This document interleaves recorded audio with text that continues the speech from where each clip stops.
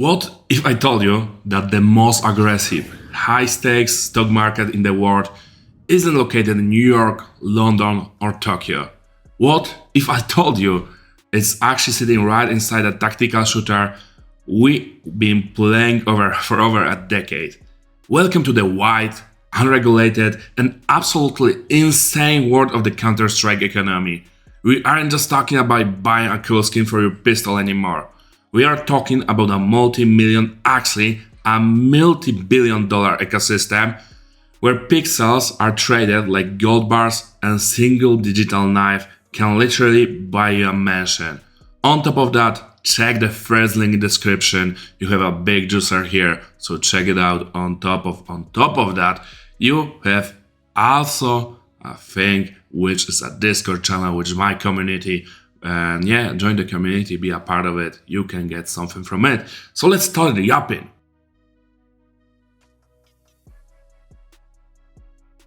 Let's get on to one thing straight. This isn't just a game. For a huge part of the community, CS2 has become a full-time job.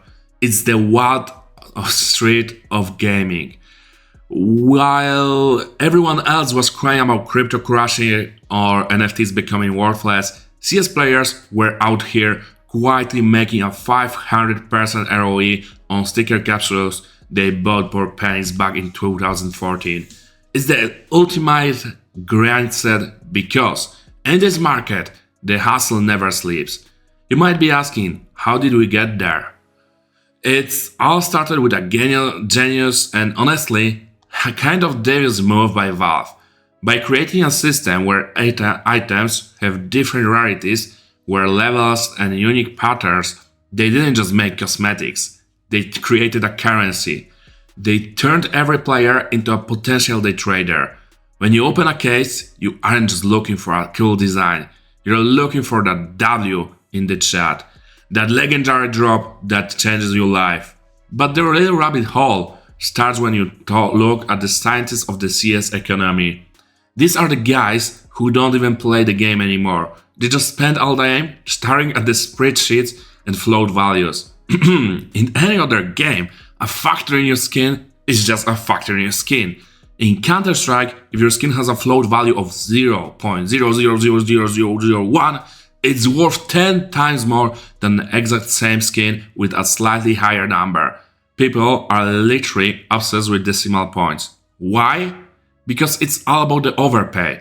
It's about owning something that is mathematically one of a kind. And then you have the pattern seekers. This is where things get truly mental. Imagine you have two identical AK-47 Sharded skins. To one normal person, they look exactly the same. But to a CS trader, if one of them has a tiny bit more blue on the top, the legendary blue gem, the price jumps a few $100 to over $100,000. No cap, we've seen trades happening for $500,000 for a single knife. That's not a hobby, that's a legacy. But who are the people driving these prices? Enter the whales. These are the collectors, mostly from China and Europe, who treat their Steam inventories like a private art galleries. They hoard rare items, gatekeeping the supply to drive up the demand. They have thousands of storage units filled with discontinued cases and Cato 14 stickers that are worth more than a luxury watch. When one of these whales decides to sell, the whole market feels like the earthquake. It's a decentralized economy where the players and the deep pocket set the rules. But it's not all sunshine and profit. We have to talk about dark side of the hustle. Where there is big money, there are always people trying to finance you.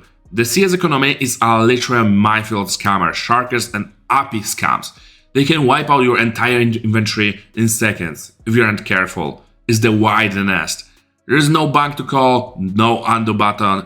If you get cooked, you are cooked. And yet, despite the risk, the economy just keeps growing. Why? Because the skin game has become part of the CS identity.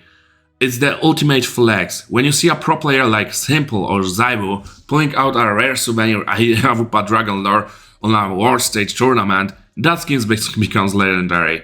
It's like a piece of sports history you can actually own and use. The most fire part of all of this isn't that Valve doesn't have even to do much. They just build the foundation and let the community do the rest. They create a system where your time played actually has a monetary value.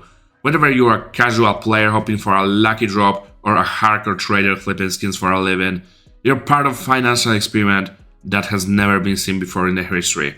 So, next time you see someone talking about how it's just a game, just a reminder, while they're playing for fun, someone else out there just made a year's salary by clicking accept trade on a digital butterfly knife. The CS economy is fast, it's brutal, and it's undeniably the most fascinating part of the Counter-Strike legacy. It's a world where the bugs are real, the drip is expensive, and the grind never ends. But what do you guys think? Is this a sustainable future for gaming?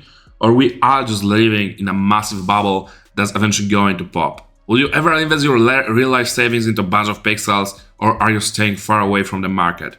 Drop a comment down below, let's discuss the stonks. And if you want to see more deep dives into the absolute chaos of CS2, make sure to hit that sub button. Catch you in the next one. Peace.